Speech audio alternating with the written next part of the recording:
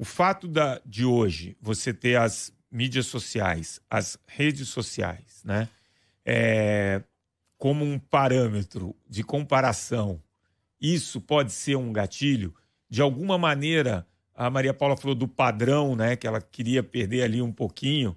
Isso te afetou, Maria Paula? Eu acho que isso afeta todo mundo, assim.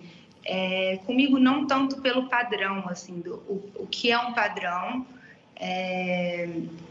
porque eu não sabia nem o corpo que eu queria ou o corpo que eu gostava.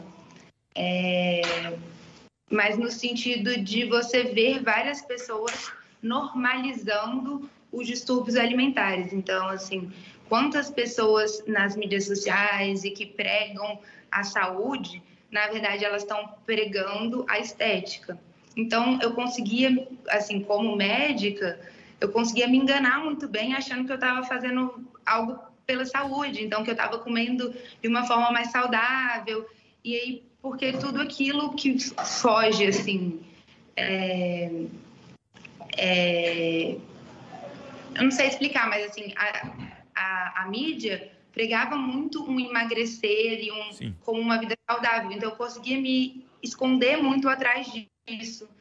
Então, eu seguia essas blogueiras de wellness que elas falam e tudo mais.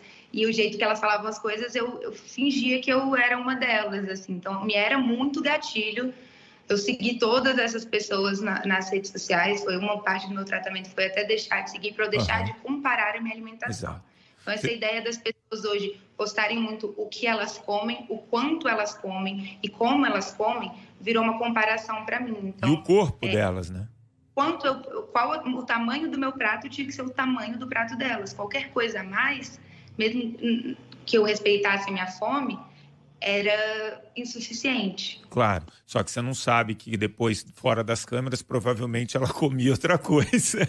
Exato, Márcio. Porque a rede social é uma mentira. Isso, e aí a gente começa com nomear isso como uma comparação injusta, porque não é uma vida real. Então há todo um marketing, uma necessidade financeira, um ganho ali por trás de uma imagem que a pessoa que está do lado de fora, mais fragilizada, supõe que aquilo é um referencial de saúde, um referencial. Mais do que isso, quando envolve essa questão do emagrecimento, a gente precisa desmistificar isso, a ideia de que esses transtornos alimentares envolvem o emagrecimento para parecer bonita, não tem a ver com isso. A relação dicotômica de pensamento é corpo, sucesso, corpo ser bem quisto, corpo ser bem visto. Então é a relação que há por trás que se constrói do corpo magro. Não é exatamente corpo magro bonito. Então, essa idealização daquela mulher, e isso a gente fala nas mulheres, mas lembrando que homens também têm transtornos alimentares e também são impactados com a questão da imagem das mídias sociais, mas o quanto algumas dessas mulheres passam a ideia de tão bem-sucedidas, quão magras elas forem, tão mais magras, quão mais magras elas forem.